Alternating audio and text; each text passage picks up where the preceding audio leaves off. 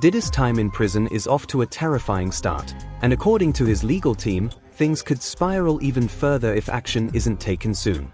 His attorney, Mark Geragos, is raising serious concerns about what's really happening behind bars. Just days after reports surfaced that someone tried to attack Diddy, Geragos confirmed that the Bad Boy Records founder is in real danger, not only because of his past, but because of his fame. During an appearance on the Two Angry Men podcast, Geragos was asked if he feared for Diddy's safety in prison. His response was immediate, yes. He even confirmed that an attempt on Diddy's life had already taken place. Diddy is going to spend definitely 2+ years in a federal prison. I just want to lay this out right now. He is a target because they talked about this in court. They said somebody tried to shank him already, and that he is a big target. Are you concerned that Sean Diddy Combs could be sexually assaulted, violently assaulted? Is that a thing? Because based on what was said in court, it feels like a thing. Yeah, it clearly is a thing. I mean, they're already, and he did not want to make a big deal of it. They already tried to shank him once at the MDC, and that was thwarted. And it happens in prison. I mean, you and I could tick off how many times we are aware of somebody getting seriously injured or killed in prison. And so they're going to have to keep him somewhere that they can keep an eye on him. It would have obviously been better if he had gotten less time and had been at a camp, but he's going to be in a facility where somebody's going to have to, from the BOP, and I think they're well equipped to do it if they can, to keep an eye on him because he is a target. So what does he do? Do they put him in solitary? Is he with the general population? How is this going to work for 2 years? Well, the first thing they do is they've got to designate him. That's what it's called. Right. They're going to take a look at what the judge said. They're going to see the order on the docket. They're going to take the months. They're going to take the offense characteristics. They're going to take some of the other findings that Judge Sabrahanian made, and they're going to designate him to a location. He's going to be in the MDC for a period of time before he's transferred. When he's transferred, then they're going to take all of that into account, and then he will be switched from the jail system to the prison system. He also added that Diddy would struggle to adapt to prison life unless major changes are made to his situation. Is he out of the woods when it comes to being sexually or in any way assaulted by being in a minimum security prison? When you say out of the woods, it's a prison. Anywhere you go is a prison. You always have to watch your back, literally. And if that's the case, you're never really out of the woods until you're released, or you go to a halfway house, or you get into one of the programs. But if you are in a camp or in a low-level designation, your odds go down dramatically. I mean, you and I, there's no, I just saw a buddy of mine didn't wake up, who's substantially younger than you and me over last weekend. So there's no guarantees you're going to wake up in the morning. So there's never any guarantee. But if he gets designated at what they call a satellite camp or one of the low security institutions, it's a lot safer for him. So he is used to calling the shots. And, I don't know how much you can talk about this because, he's your client. But I know that people who call the shots when suddenly others are calling them for you and you are suddenly a number rather than a king, that it's hard. Do you have any concerns that he's going to have a really rough time following the straight and narrow while he's in prison? Well, I've seen it personally. I think he has changed dramatically while through the jail, which is not a prison. I'll make that distinction.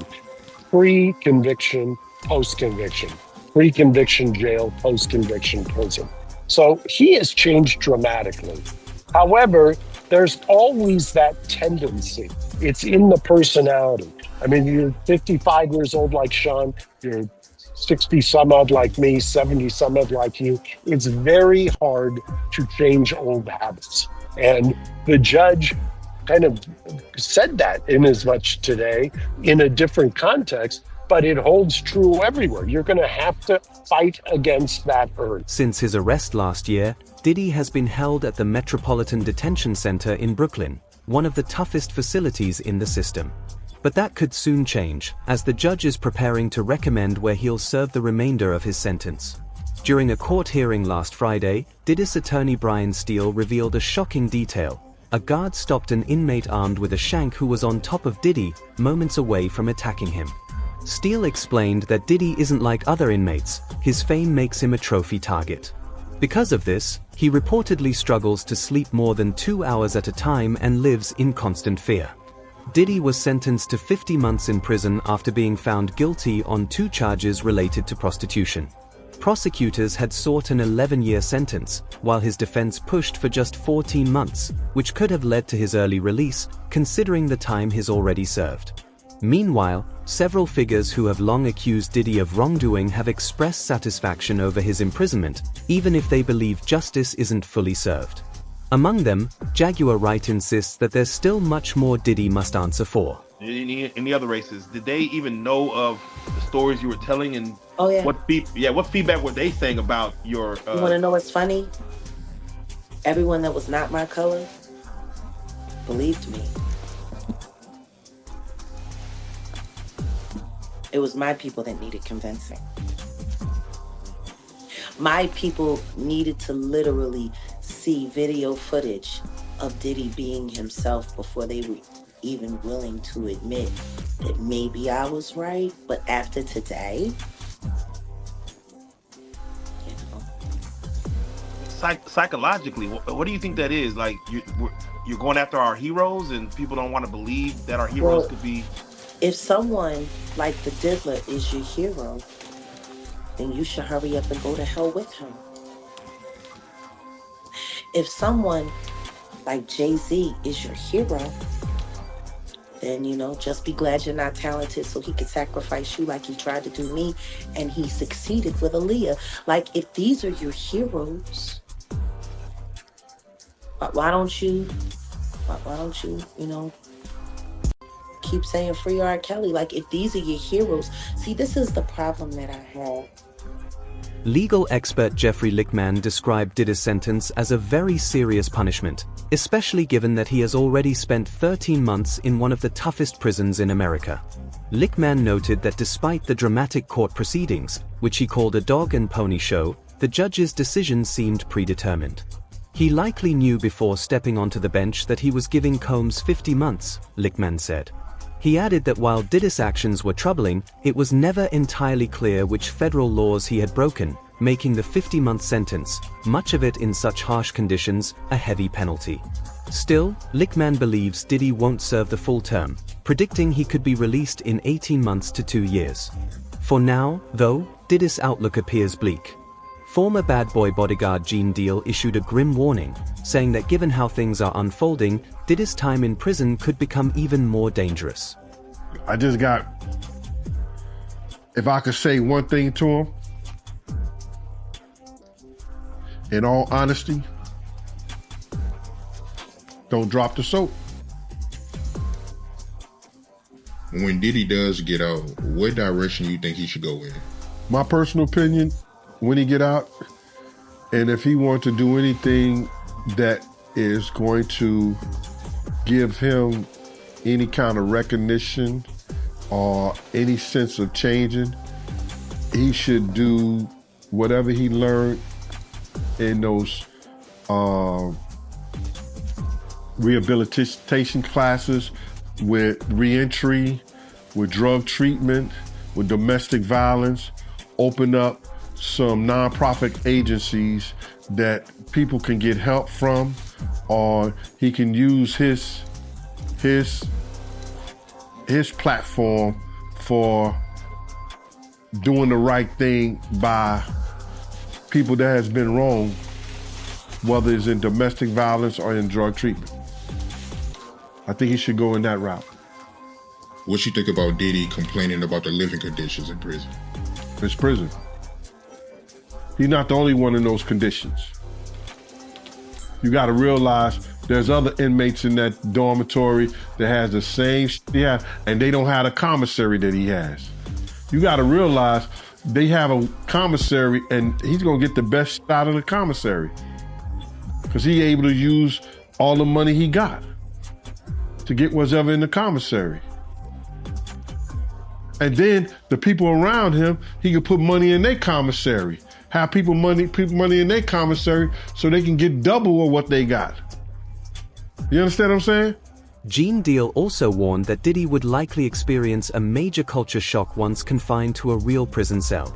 He pointed out how desperate Diddy had been to avoid incarceration, so much so that at times, he appeared hopeless and on the verge of giving up entirely. According to Gene, Diddy's struggle to adjust to life behind bars could be far more intense than anyone realizes. Diddy should try to get a pardon from Trump. I think that he's going to use every method, whether it's appeals, whether it's Trump. He's going to use every method he can to get out of jail earlier than what he can. He's going to use all his resources to do whatever he has to do. You understand what I'm saying? And that's what he's supposed to do. Don't you think so? He's supposed to use all his resources he can to get out of jail. You think Trump would do it? I don't know. Trump is a very vindictive person. And like he said, he didn't say, I used to like the guy, but he didn't say a lot of nice things to me, about me. So if it would come by, if it come by his desk and if something is monetary to Trump and it's his last year, but Diddy should be out before Trump last year. He only gonna do 2 years, bruh. He go 2 years, he go to a halfway house. That's it. You think Diddy is strong enough to do 2 years? I just told you, bruh. Kirk Burrows, Lil' Kim. There's a lot of other people in the music industry that done federal time.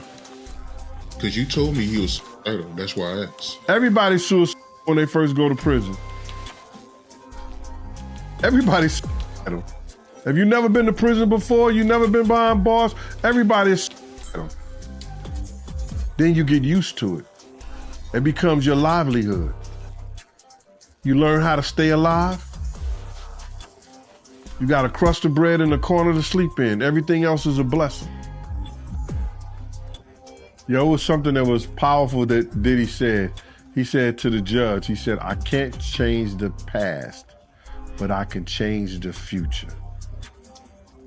As if that he knew if the judge would let him out today, that he was going to do some things that was going to be powerful, whether it's in the industry, whether it was in this new life that he said he was going to do with the drug treatment programs, with the domestic violence. See, that's the avenue that he probably used now.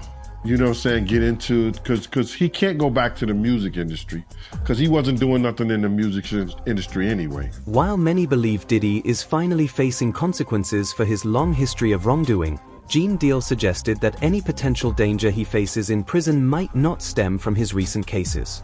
Instead, Gene hinted that some inmates have been waiting years to settle old scores, particularly over the unsolved murders of Tupac Shakur and Notorious B.I.G.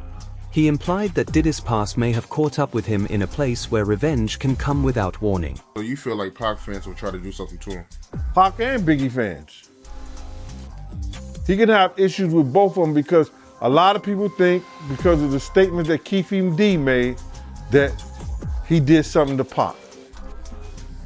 A lot of people know or think that because of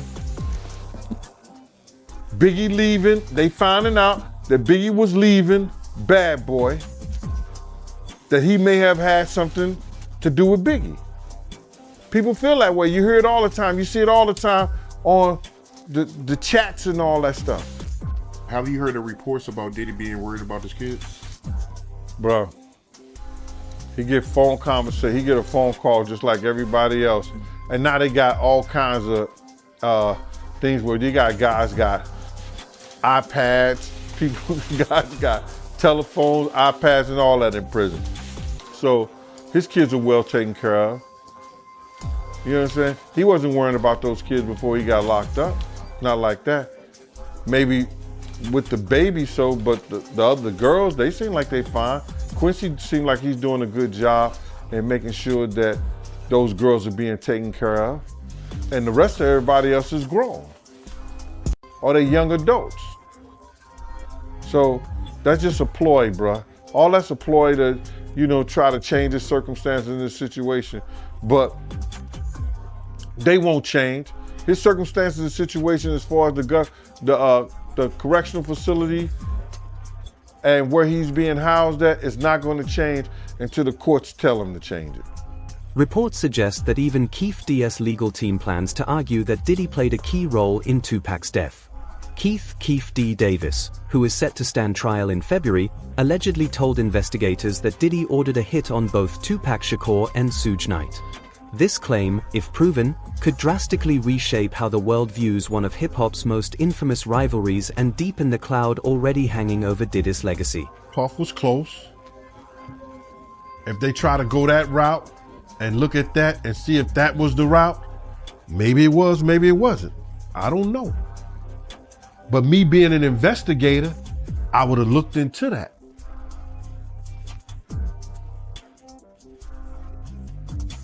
If Keefe D says that he was trying to get his money from Puff through Zip, and he got that money through, that money was worth $6, and they could trace it back to them, and both of those people could say that, then they got him. But that's going to be hard to prove, because I don't believe that may have happened. I don't know why he had to check for $1 million.